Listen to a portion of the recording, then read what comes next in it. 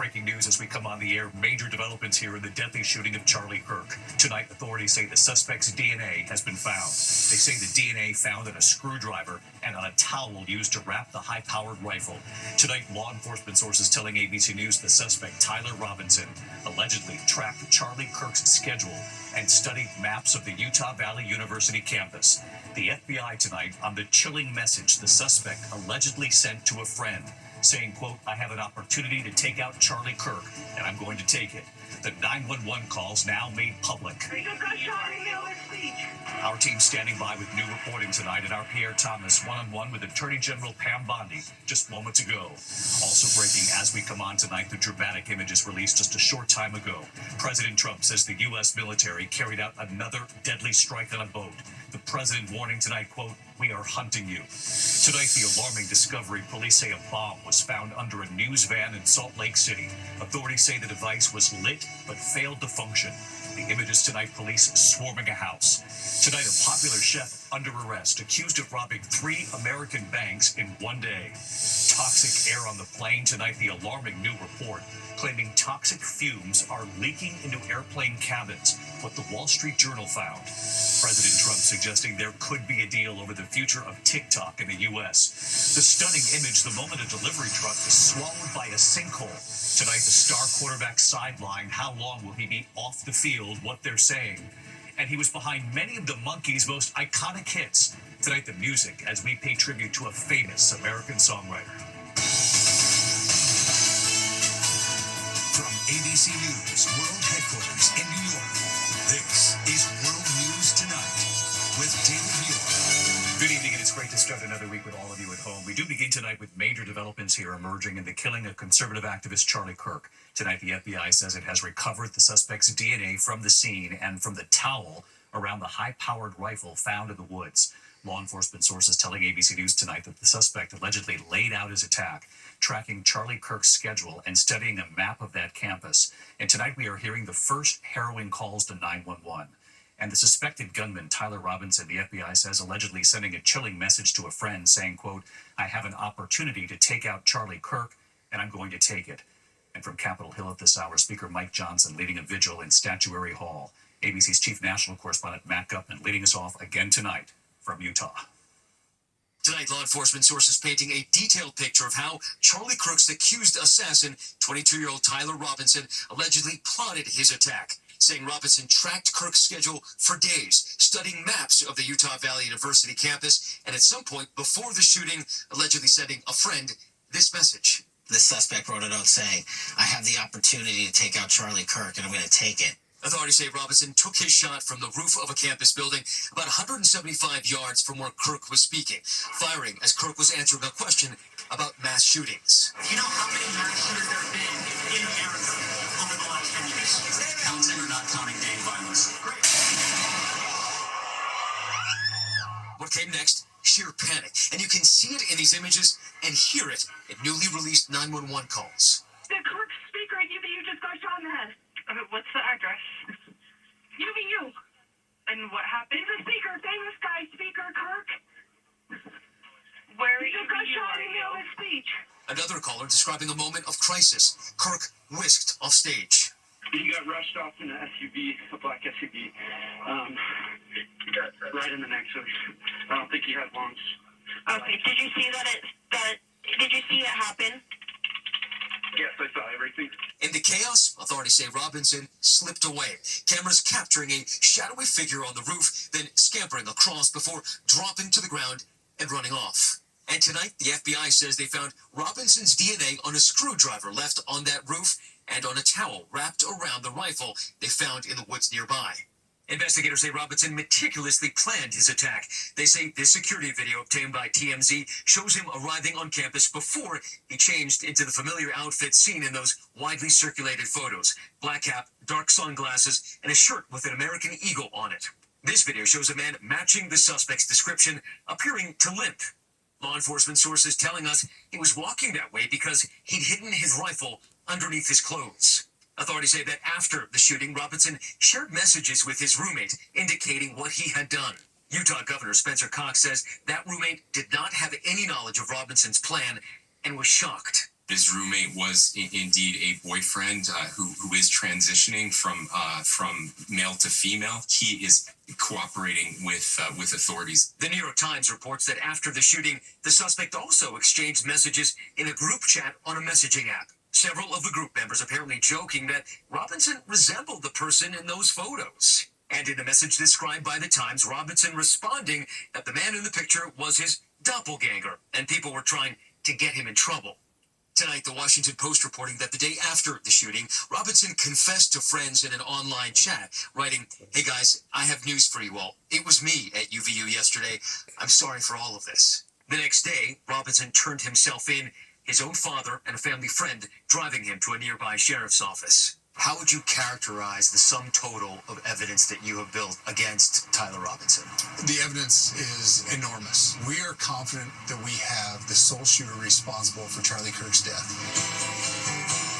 On the right, Kirk now mourned Vice President J.D. Vance filling in for his slain friend today on the Charlie Kirk Show. And like President Trump, Vance blaming the left for the surge in political violence in our country, ignoring recent attacks against Democrats like the assassination of Minnesota lawmaker Melissa Hortman and her husband, who were shot and killed in their own home just over 3 months ago. People on the left are much likelier to defend and celebrate political violence. This is not a both sides problem. The administration tonight vowing revenge. And David, that suspect is now an inmate in that jail behind me, and authorities say that so far he has refused to cooperate. And investigators describe a young man who was deeply immersed in the online video game culture. They say that his family members described him as becoming increasingly political of late and critical of Charlie Kirk. Now the DA plans to formally present murder charges tomorrow, David.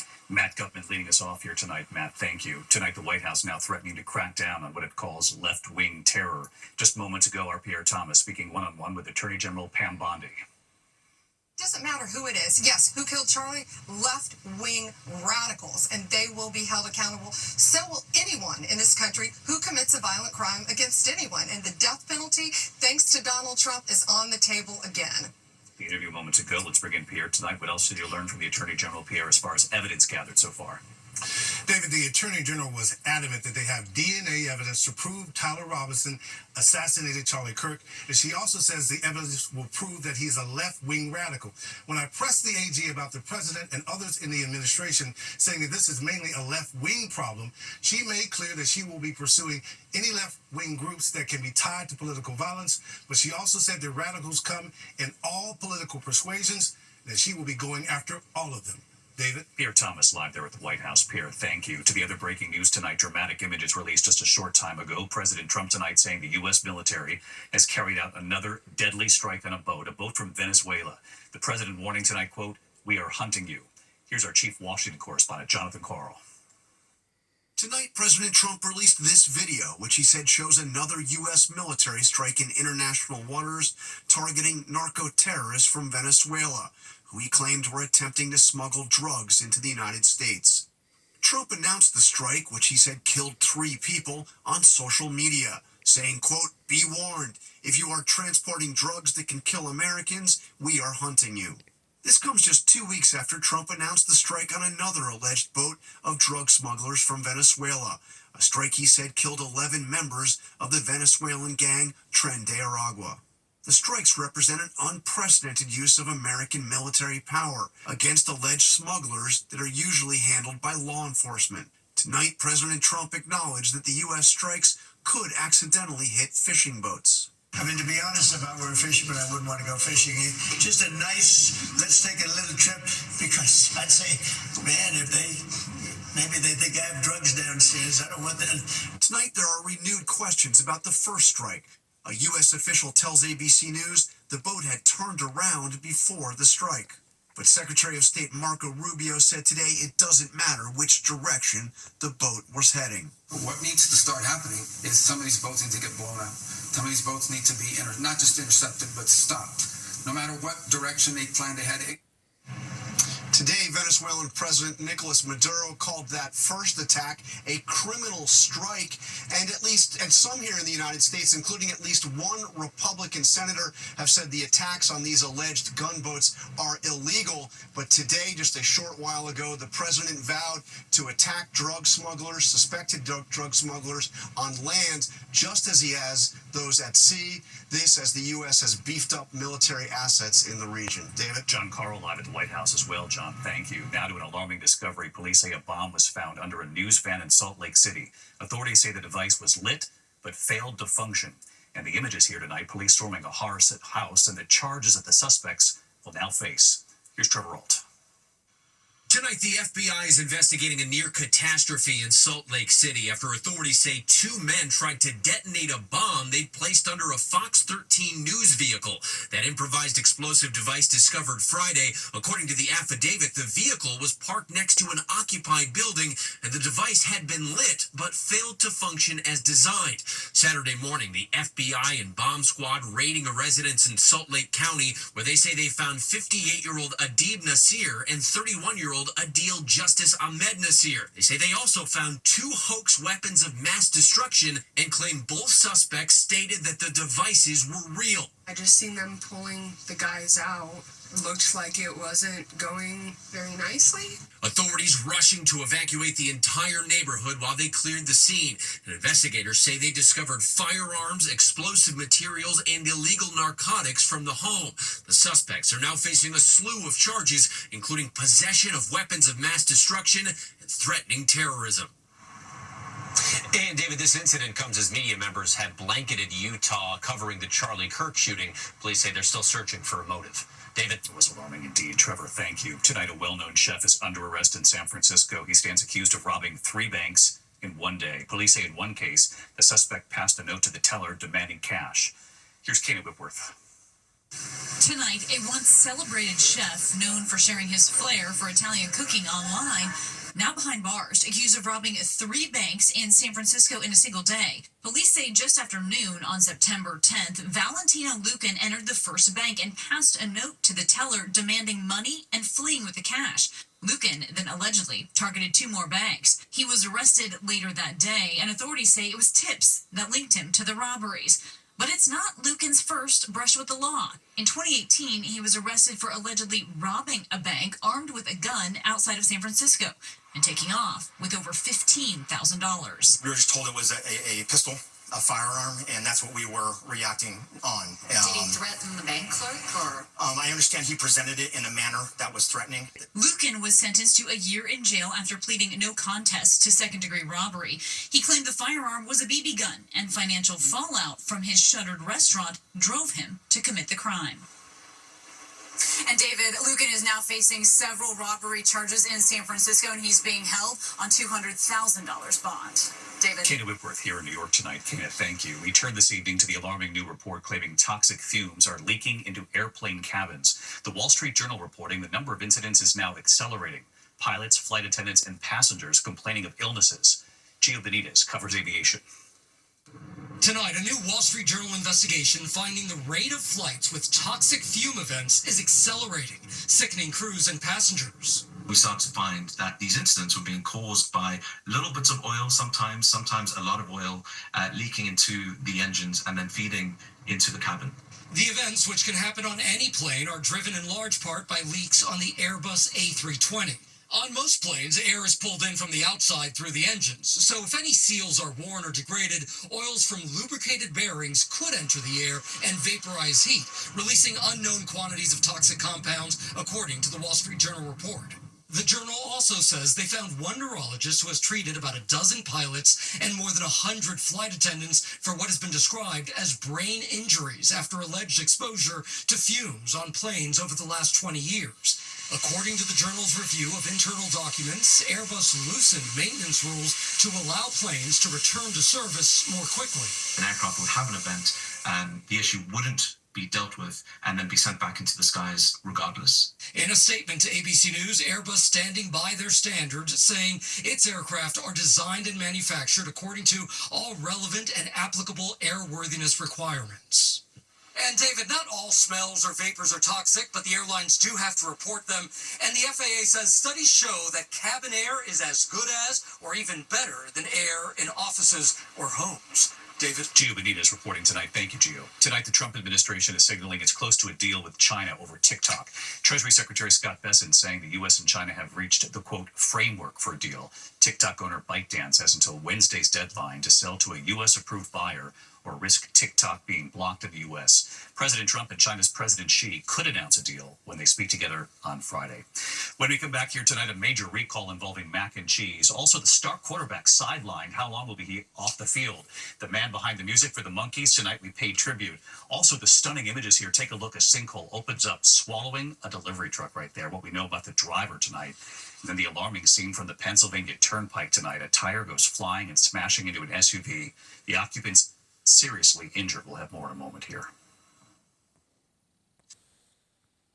Tonight, frightening moments on the Pennsylvania Turnpike when a tire that went airborne right into an SUV, the windshield and sunroof smashed in. Police say the tire came off another vehicle. 2 people in the SUV were seriously injured. Remarkable video out of Mexico tonight as a sinkhole swallows a delivery truck. The sinkhole opening up on a street in Mexico City. You can see it right there.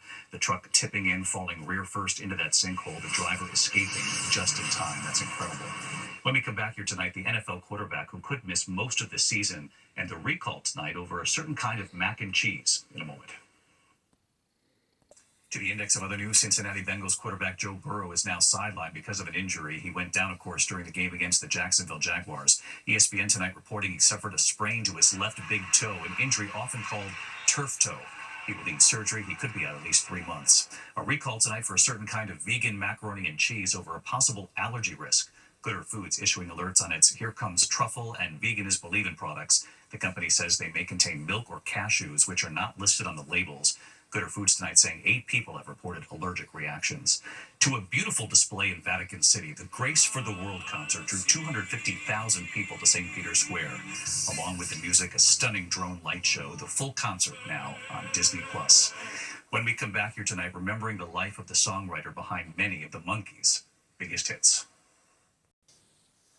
Finally tonight here, celebrating the man behind the music for the Monkees.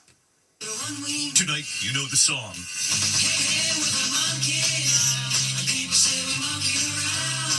The theme song for the hit 1966 TV show The Monkees. The show about a fictional rock group based off the Beatles, making them real-life rock stars. Behind the music, songwriter Bobby Hart, along with his best friend Tommy Boyce. They actually wrote that theme song during a walk to the park. The duo writing the songs for the Monkees, helping to catapult them to stardom.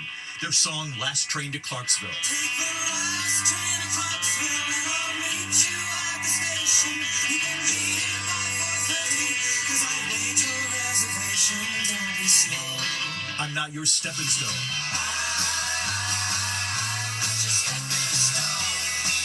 Valerie.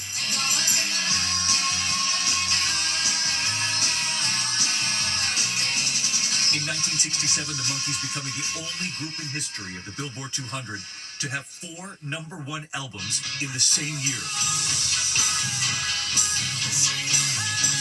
Along the way, those songwriters performing on their own on Dick Clark's American Bandstand. What's the best thing that's happened to you lately?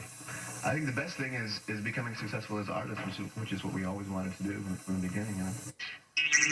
Performing their songs on I Dream of Jeannie.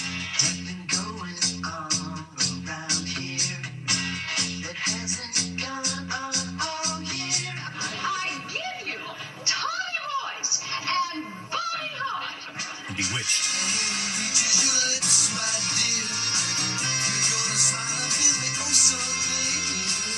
The two helping to write Come a Little Bit Closer for the group Jay and the Americans. But it was their chart-topping songs for the Monkees that helped cement them as one of the most prolific and successful writing duos of the 1960s. Tonight, Bobby Hart has died at home in Los Angeles at the age of 86. Bobby Hart, in his own words. I feel blessed when looking back at the times when I faced life's challenges with perseverance and optimism. Had I failed to get up and start again each time I stumbled, it's a good bet I never would have reached even a small portion of my dreams.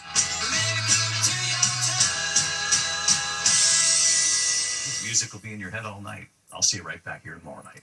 Good night.